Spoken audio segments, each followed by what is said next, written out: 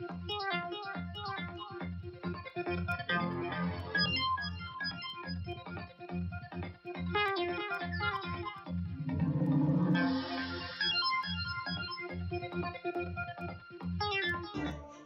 responsável da Fundação Marif da Turquia encontra-se com o Presidente da República e anuncia que as obras de construção de rádio e televisão poderão arrancar ainda este ano. Presente do Governo Regional escuta líder das centrais sindicais e partidos políticos com assento na Assembleia Legislativa Regional. Baleias de diversas comunidades reuniram-se num intercâmbio em Santana. Arrancou a campanha de limpeza das sarjetas da cidade capital.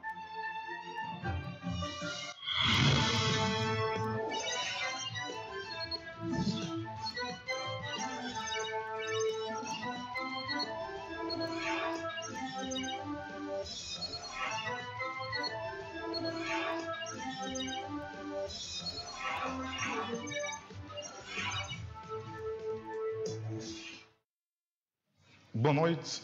As obras de construção de um novo edifício para rádio e televisão poderão arrancar ainda este ano. A informação foi avançada esta quarta-feira à imprensa pelo responsável da Fundação Marif, depois do encontro com o Presidente da República no Palácio do Povo. A Fundação Marif está a desenvolver em São Tomé e Príncipe 3 projetos, sendo um sobre a criação de uma escola turca, outro sobre bolsas de estudo para estudantes finalistas interessados em prosseguir os seus estudos em universidades turcas e um terceiro sobre a construção de um edifício de rádio e televisão. Trois projets maintenant, Temos 3 projetos, como vocês sabem, a escola já está aberta. Neste momento estamos a proceder às inscrições para bolsas para estudantes universitários e temos outro projeto que é a construção de um edifício para rádio e televisão e estamos a trabalhar para conseguir apoios em materiais técnicos para a rádio e televisão. O responsável da Fundação Marif foi recebido esta quarta-feira em audiência pelo presidente São Tomense, Evaristo Carvalho, com o qual abordou esses projetos, particularmente sobre a construção do edifício da rádio e televisão. Saracoglu Bediz diz que o seu governo mantém a sua promessa das obras iniciarem ainda este ano. De acordo com o protocolo, fizemos uma promessa ao governo são-tomense e mantemos a nossa promessa. É verdade que isso não é trabalho da fundação que eu represento, mas estamos a fazer a coordenação com organismos governamentais turcos.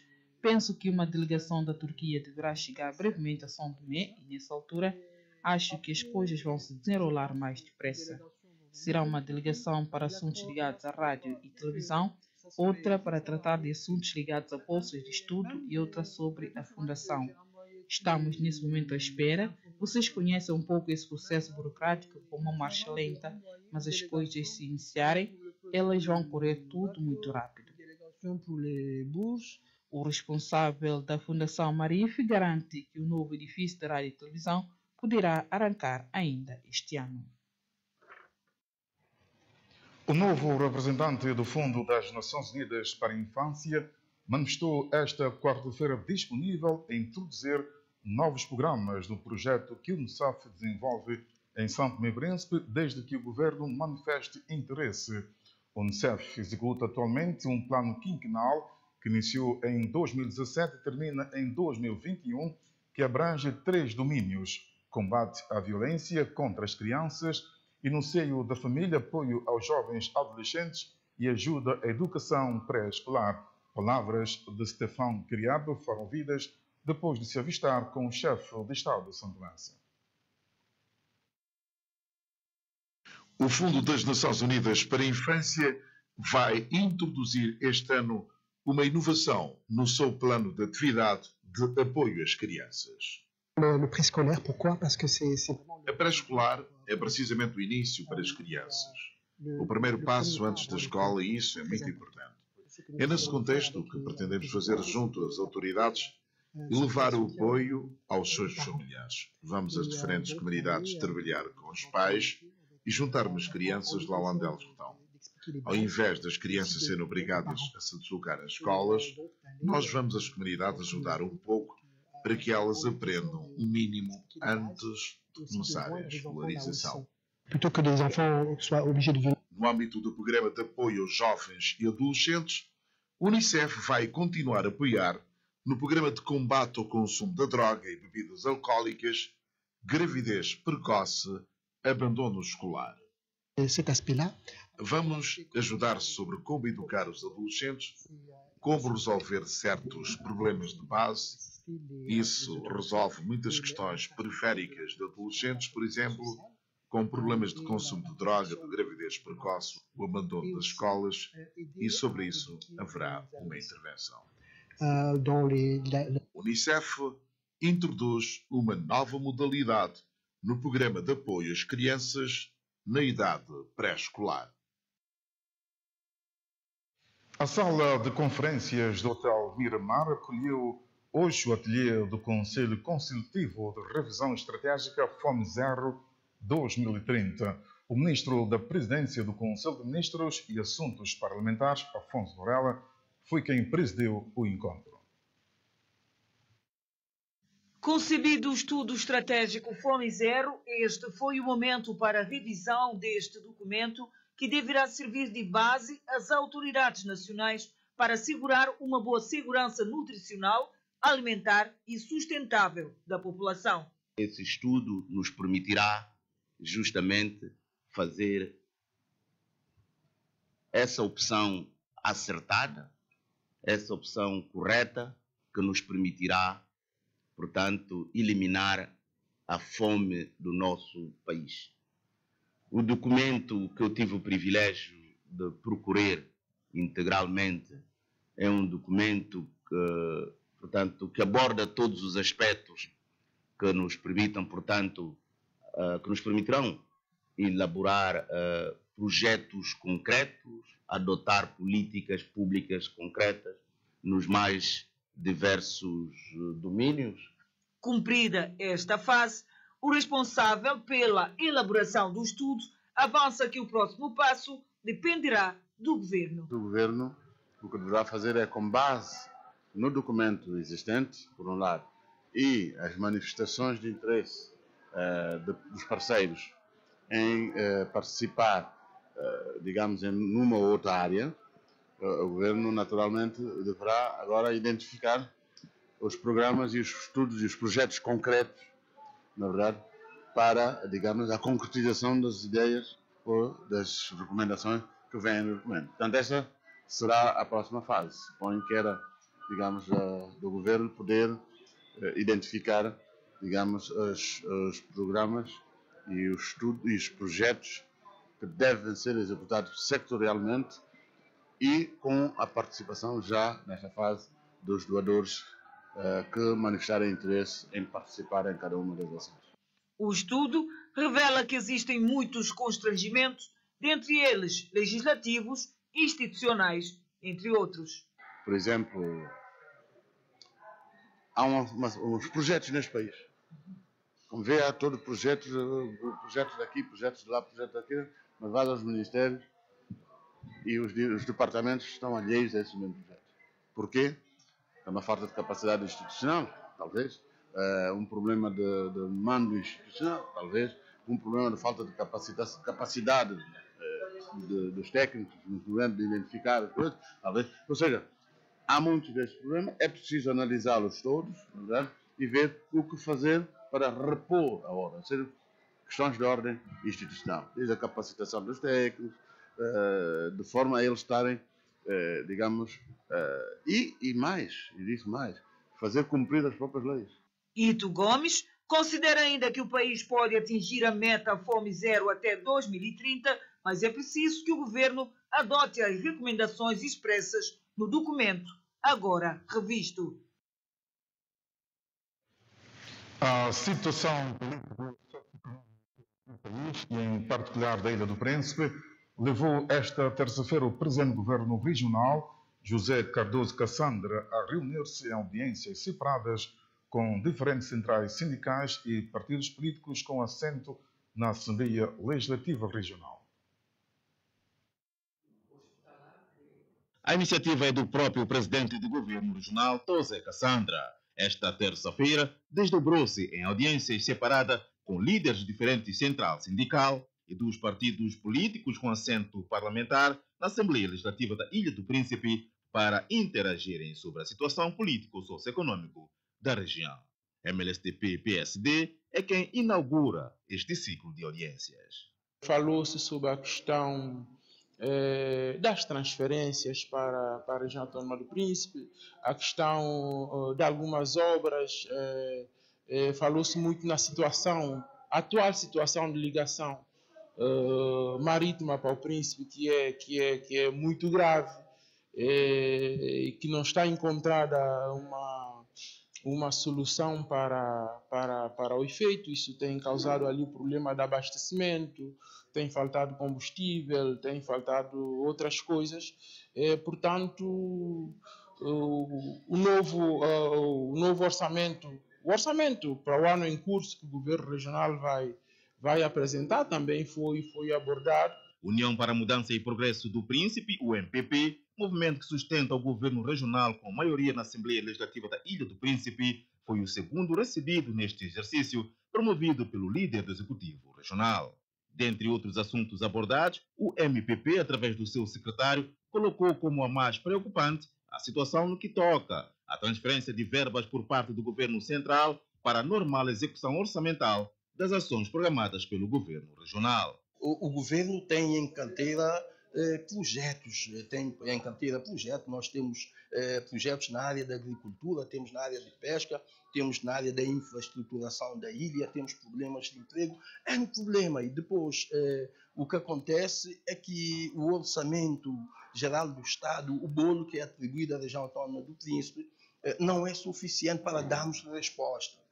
Se nós tivéssemos, aliás, estou a falar do governo regional, as condições financeiras, aqui poderíamos ter mais realizações para além daquilo que temos atualmente. Nós transmitimos ao Sr. Presidente que nós estamos disponíveis para, nós, a UMPP, estamos disponíveis para dar continuidade àquilo que é o processo de desenvolvimento do Príncipe, mas, como diz, somos União, nós temos que trabalhar com todos. Por sua vez, membros de diferentes central sindical encerram este ciclo de audiência com o presidente do governo regional.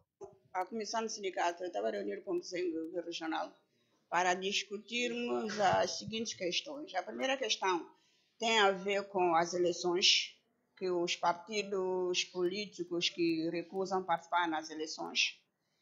Isso é grave. E depois, o segundo caso, tem a ver com os novos horários, que isso também está a ser grave por causa das crianças que não estão a aguentar e assim podem ter prejuízo no ano letivo. E também, outra questão, também tem a ver com o ambiente. As nossas praias estão a degradar por causa da areia, estão a tirar abusivamente. E também, outra questão, também tem a ver com o orçamento para 2018. Presidente do governo regional, Tosé Cassandra, desdobra esta terça-feira audiências separadas com membros de diferentes central sindical e dos partidos políticos com assento parlamentar na Assembleia Legislativa da Ilha do Príncipe. As paleias de diversas comunidades reuniram-se hoje no intercâmbio. Esta é uma iniciativa da ONG Marapa em parceria com o projeto Priasa 2. O encontro decorreu em Santana, distrito de Cantagal. Mercado de Santana e Praia Mexia Alves foram os pontos de encontro das paleias das 5 comunidades que fazem parte das respectivas associações.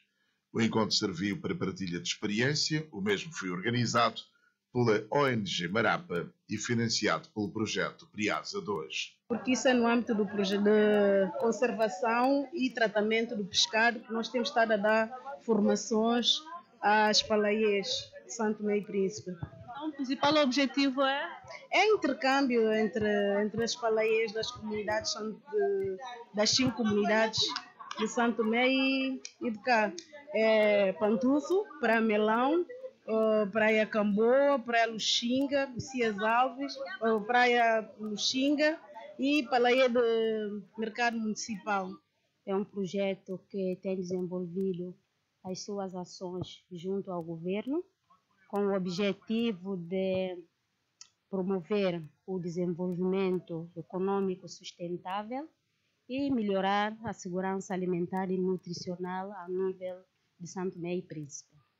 Depois desse intercâmbio, a PRIASA espera que realmente haja mudanças de comportamento, de atitudes, de melhoramento em apresentação do pescado, para que possa permitir que realmente as palaiês possam desenvolver as suas atividades com qualidade, de modo a elas melhorarem as suas condições de vida e abastecimento com a qualidade desejável para os consumidores.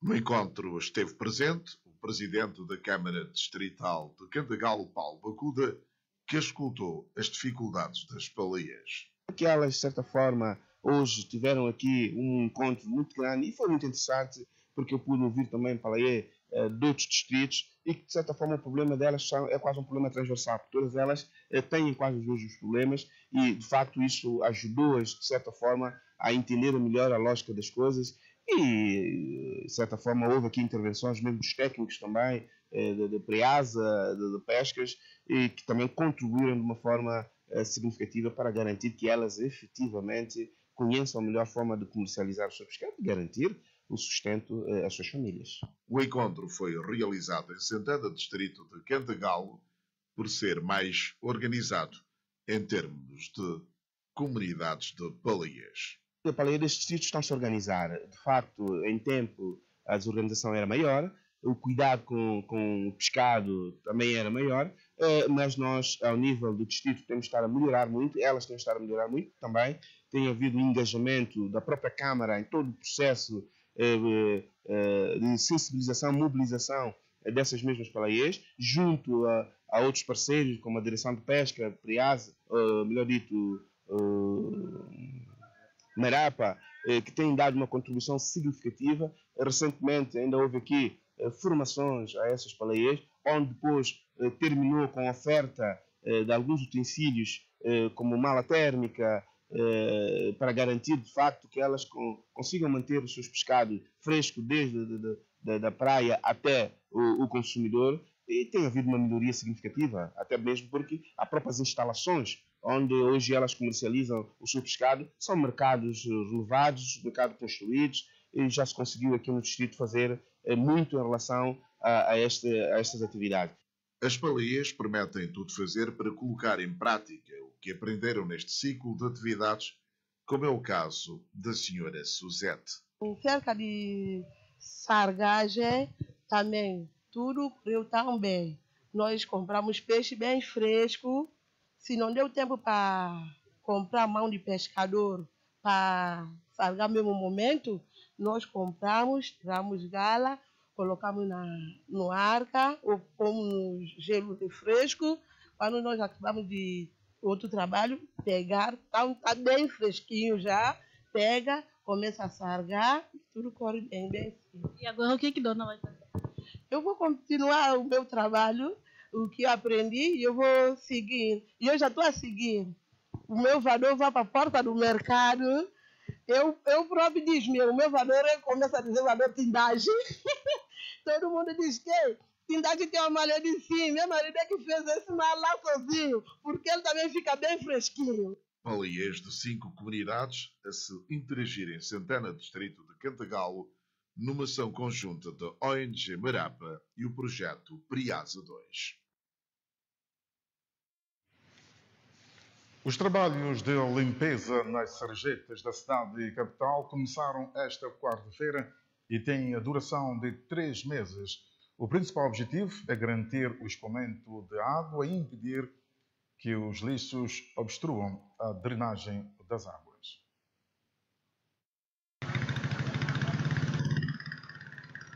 Desde o final do ano transato, que esta equipa multissectorial, liderada pelos agentes de engenharia militar, tem vindo a trabalhar na identificação dos pontos críticos e sarjetas em vários pontos da cidade. Esta quarta-feira colocaram mão na massa, literalmente.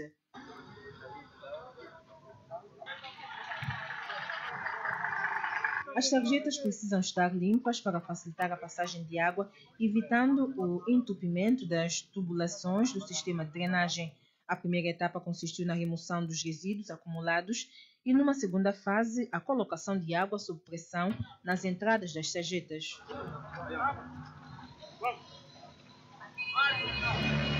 E hoje passamos à fase da execução das obras como tal.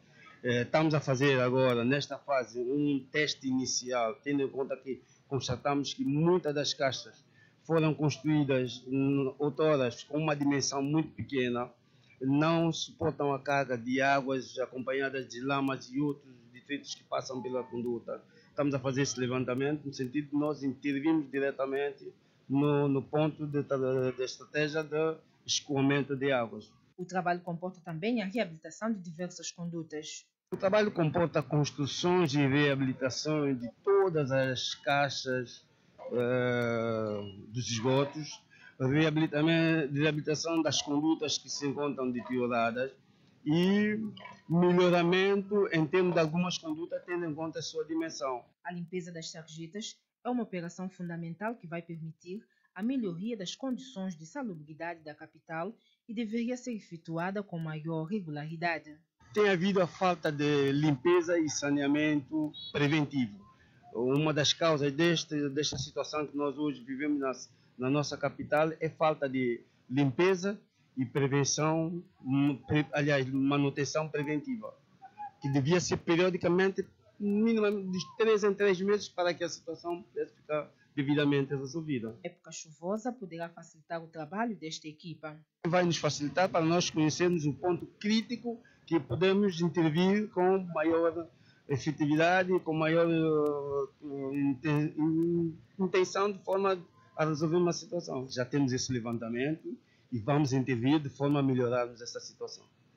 Nós, a engenharia militar, como dizia antes a engenharia militar como tal é que vai intervir no serviço de execução como tal, e nós acompanhamos com outras equipas multissetoriais que fazem esse acompanhamento. Toda a limpeza e manutenção será feita dentro de 3 meses.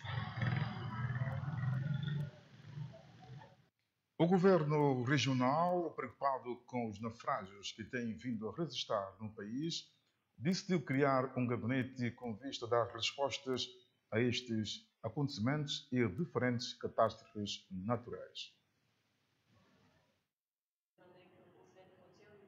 Este gabinete de crise, criado pelo governo regional, visa dar resposta aos diferentes naufrágios que têm vindo a acontecer ultimamente no país, pondo em causa vidas humanas, bem como desaparecimento de pescadores, dentre outros antecedentes provocados pela natureza. O governo tem estado preocupado com alguns naufrágios que têm acontecido aqui, pelo menos nesta ligação de Príncipe Santo Tomé e São Tomé e Príncipe, e portanto nós temos vindo a perder vidas humanas, bens materiais, e sem nenhuma capacidade de reaver, digamos assim, tanto vidas humanas como os materiais. Daí que, com o andar do tempo, o governo, para acolmatar, portanto, reduzir, digamos assim, as despesas que eventualmente têm surgido com esses naufrágios, desaparecimento dos pescadores e independentemente de outras catástrofes que existem aqui na região. Então o governo encontrou uma forma, isto é, criar um gabinete de crise para dar, digamos assim, atendimento tanto quando houver, digamos assim, essas tempestades. Daí que este gabinete tem, digamos, tem uma razão de ser, e já devia ser há algum tempo, e é um gabinete que vem dar resposta, digamos assim, à altura, assim que houver qualquer tipo de catástrofe, mesmo percas de barco, naufrágios, pescadores que estejam à deriva. Então este gabinete, portanto, vai, digamos assim, a partir desta altura tomar conta desse processo. E nossa presença hoje aqui é precisamente para nós estruturarmos esse gabinete de crise e termos também, digamos assim, um elo de ligação entre os membros que vão fazer parte, digamos assim, deste gabinete. Esta demonstração que foi feita aqui é tipo uma simulação de como é que o gabinete vai ser estruturado, da forma como a comunicação vai passar entre os membros do gabinete.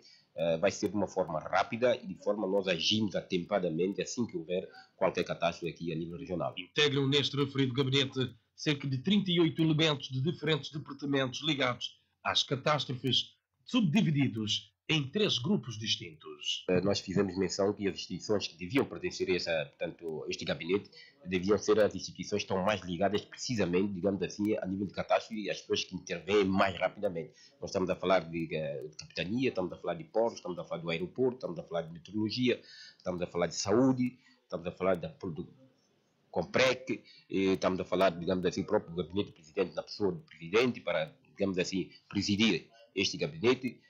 Estamos a falar de bacias hidrográficas e os empresários também que encontram aqui a nível regional as instituições que nos podem ajudar para, em qualquer circunstância, nós podemos, digamos assim, atender um outro caso que possa haver. Para já, fica o apelo do Governo Regional após a criação deste gabinete de crise. O apelo que sai, portanto, neste momento, simplesmente, de que os elementos e instituições que foram indicadas para pertencer ao gabinete que tenham, portanto, digamos assim, ações práticas e que nós possamos estar disponíveis para eventual circunstâncias que possam haver e também pedir que haja colaboração das pessoas que eventualmente possam vir a precisar deste gabinete para que, na verdade, possam colaborar de forma tal nós juntamente conseguimos colmatar qualquer processo que, portanto, possa existir aqui na região. O Governo Regional a criar um gabinete de crise para dar respostas às diferentes catástrofes naturais.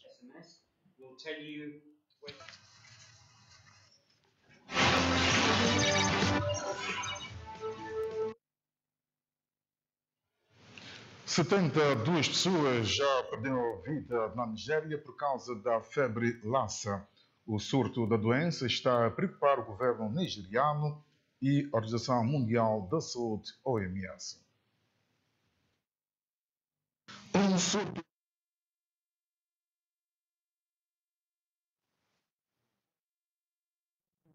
informou a Organização Mundial da Saúde, OMS, esta quarta-feira. Citando dados do Centro Nacional de Controle de Epidemias, a OMS observa que o número de casos confirmados durante esses 2 meses já excede o número total de casos ao longo do ano de 2017, um registro sem paralelo no país mais populoso de África.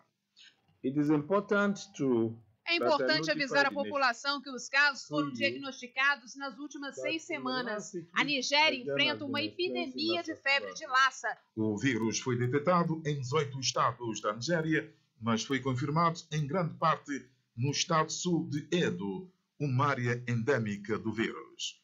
A febre Lassa é da mesma família de Marburg e da ébola, pode causar lesões graves e hemorrágicas, embora seja assintomáticas em 80% dos casos.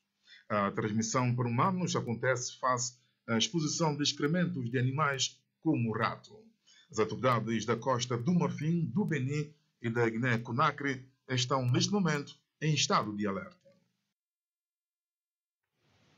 Pelo menos 10 pessoas foram mortas e 15 ficaram feridas num acidente ferroviário em Al-Bereia, no norte do Egito. Um comboio de carga e outro de passageiro colidiram. 30 ambulâncias foram enviadas imediatamente para Com Almada, local onde ocorreu o acidente. Este acidente ocorre alguns meses depois de uma colisão entre 2 comboios perto de Alexandria, em que morreram 41 pessoas em agosto de 2017. O presidente da Turquia está de visita oficial à Argélia.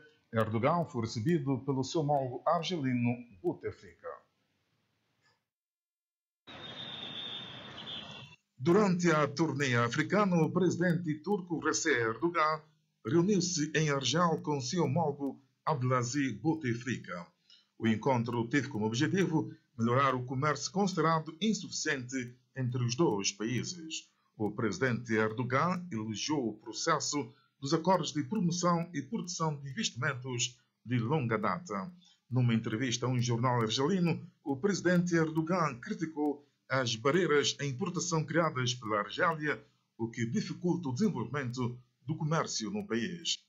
De acordo com a imprensa estatal argelina, 796 empresas turcas empregam mais de 20 mil pessoas na Argélia.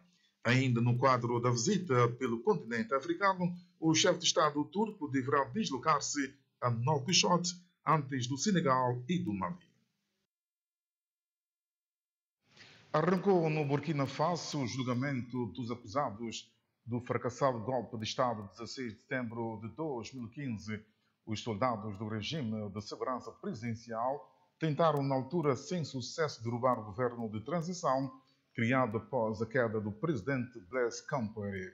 66 soldados e 18 civis, entre os quais os generais Gilbert Dizidere e Djibril Bassolé, são suspeitos de cérebros da tentativa de golpe de Estado. O julgamento, que está a ser realizado no Tribunal Militar de Ouagadougou, vários altos funcionários militares são chamados a comparecerem como testemunhas, bem como o atual presidente Roch Marc Christian Kaboré e o ex-presidente interino Michel Kafando. Os Estados Unidos da América acusaram a Rússia de não conseguirem controlar o seu aliado sírio quando o primeiro dia de uma trégua humanitária anunciada por Moscou colapsou. A Rússia justifica-se afirmando que os rebeldes levaram a cabo ações ofensivas durante a pausa humanitária e atingiram alvos governamentais.